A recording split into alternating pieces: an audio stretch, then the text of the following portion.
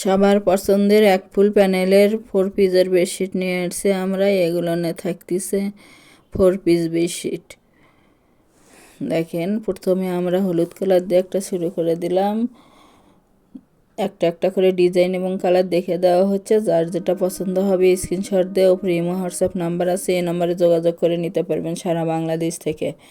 এগুলো যেরকম বেডশিট আছে সেম 2টি করে বড় মাথার বালিশের কভার এবং একটা কোল বালিশের কভার আছে।